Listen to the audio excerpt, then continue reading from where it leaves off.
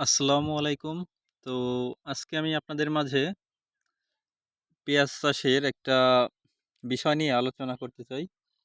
তো সে বিষয়টা হচ্ছে আপনারা পেঁয়াজ চাষ করেন ঠিক আছে। কিন্তু পেঁয়াজের কিছু সময় ক্ষেত্রে দেখা যাচ্ছে যে অ্যা ফলন কম হচ্ছে। আপনারা মানে মানে অনেক কিছুই বলতে চেষ্টা করেন যে পেঁয়াজ ভালো পেঁয়াজ লাগালাম, সার ওষুধ দিলাম। তাও তো পেঁয়াজ সেরকম হচ্ছে না, ফলন দিচ্ছে না। তো কথা হলো এখানে ২-৩ টা মূল পয়েন্ট আছে। তার মধ্যে ১ নাম্বারে আমি বলতে চাচ্ছি যে সঠিক বীজ মানে পেঁয়াজের বীজটা নির্ণয় করবেন। কেননা বীজ যদি পেঁয়াজের বীজ যদি ভালো না হয়, তাহলে আপনার কি সেরকম ফলন আসবে? আসবে না। তো সেক্ষেত্রে আপনি করতে পারেন ভালো বীজ সংরক্ষণ করবেন বা যে দোকান থেকে কিনবেন সেখান থেকে ভালো উন্নত মানের বীজটা কেনার চেষ্টা করবেন এবং বীজটা শোধন করার চেষ্টা করবেন। বীজে অনেক ক্ষেত্রে দেখা যায় বীজ বেডে বপন করার পরে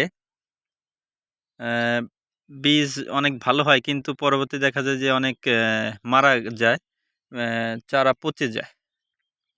পচার কারণ অনেক ক্ষেত্রে হয় ছত্রাকের কারণে হয়, নেমাটোডের কারণে হয়। যাই হোক, এরকম অনেক কারণ হয়। তো দ্বিতীয় নাম্বার হচ্ছে নির্দিষ্ট মাত্রায় সুষম সার ব্যবহার করবেন। এখানে মূল পয়েন্টটাই হচ্ছে সুষম সার। কেননা সুষম সার যদি আপনি ঠিকঠাক মতো ব্যবহার করতে না পারেন, সেক্ষেত্রে আপনার পেঁয়াজের ব্যালেন্স কমে যাবে। পেঁয়াজ জমিতে যেয়ে মানে ঝিম ধরার মতো থাকবে। কারণ সে তো সঠিক মাত্রায় খাদ্য পাচ্ছে না।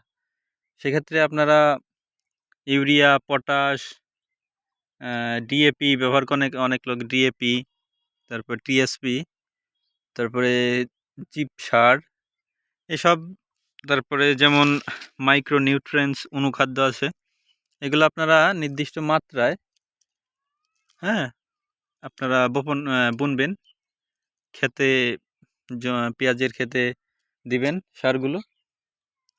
তারপরে হচ্ছে স্প্রে, সঠিক মাত্রায় স্প্রে, ছত্রাকনাশক ওষুধ দেওয়া। তারপরে দেখা যায় যে আপনার পেঁয়াজের পিজিআর, অনেকে পিজিআর দেন, জিব্রেলিক অ্যাসিড, জিএ3 যেগুলো দেন, সব কিছু নির্দিষ্ট মাত্রায় দিবেন। হ্যাঁ, নির্দিষ্ট মাত্রায় ওইগুলো না পড়লে দেখা গেছে যে ইনব্যালেন্সের কারণে পেঁয়াজটা অনেক সময় হয়ে যায়, ফলন কম হয়ে যায়, গাছটা সেরকম ঠিকঠাক আসে না। আর পেঁয়াজের 7-8 দিন বয়স থেকেই আপনারা লাগানো 7-8 দিন বয়স থেকেই ছত্রাকনাশক স্প্রে করতে শুরু করবেন। সেক্ষেত্রে দেখা গেছে যে আপনারা প্রথম দিকে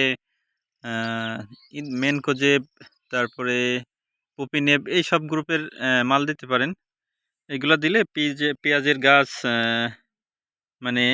স্পর্শনাশক ছত্রাক থেকে সুরক্ষিত থাকে এবং পেঁয়াজের গাছ সুস্থ থাকে, গ্রোথ ভালো থাকে, ক্লোরোফিল ভালো হয়।